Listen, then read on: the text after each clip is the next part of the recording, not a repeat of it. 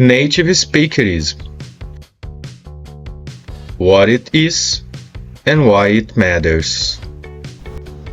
Hello, I'm Diogo. And I'm Gustavo. Today we're talking about an important but often overlooked topic in language learning: native-speakerism.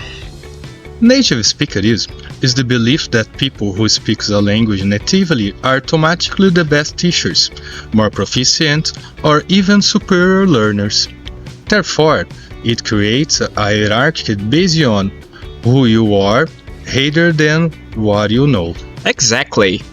Besides that, this belief impacts not just teachers and learners, but the entire way we view languages and their speakers. So, let's dive deeper into what native-speakerism actually is and why it's problematic. So, what is native-speakerism? In simple terms, it's a idea that favors people who speak a language as their first language. For example, many schools and institutions prefer hiring native speakers of English instead of equality non-native speakers. This can happen even if the no speaker has more experience or deeper understanding of the language grammar. And it doesn't stop there. Native speakerism creates the misconception that learning for a native speaker guarantees better language skills, which isn't true. Right. Non-native teachers often bring a unique perspective. They've gone through the process of learning the language themselves and can sometimes explain things in ways native speakers may not think about. After all, if you've learned a language from scratch, you understand the struggles, the pitfalls, and the best strategies to overcome them.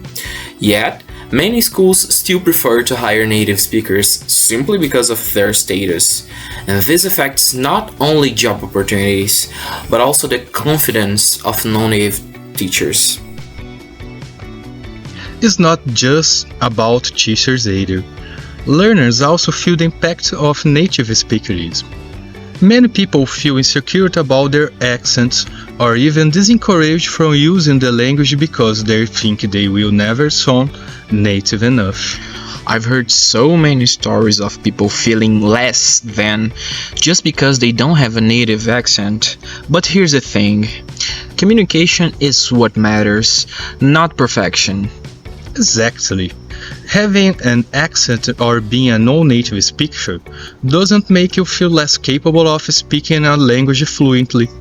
In fact, over 75% of English speakers worldwide are non-native.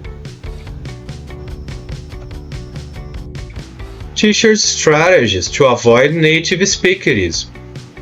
Below we list some strategies for teachers to avoid native-speakerism in the classroom.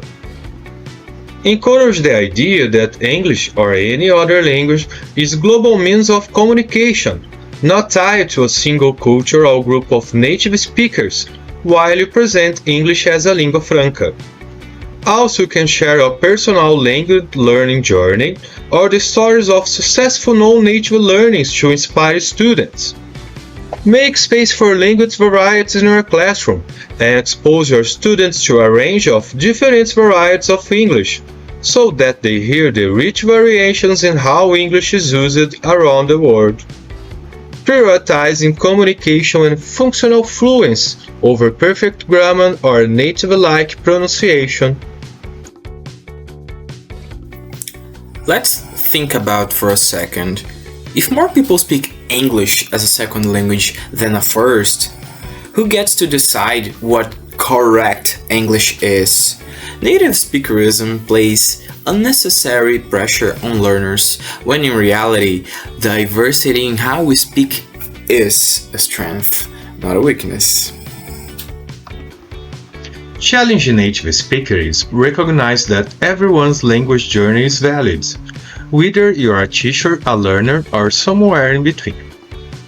We should celebrate the fact that language learning is a process, and proficiency can be achieved no matter where you're from or what your first language is. So, what can we do about native-speakerism?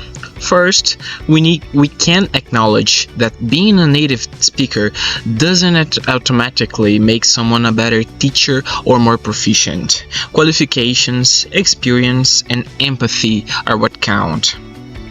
And second, we need to challenge the idea that there's one right way to speak a language.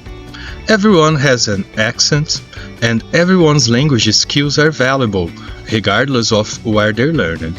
At the end of the day, it's about breaking down barriers and creating a more inclusive environment for language learners and teachers alike. Thanks for watching. Let us know your thoughts on native speakerism in the comments below. And don't forget, language is for everyone.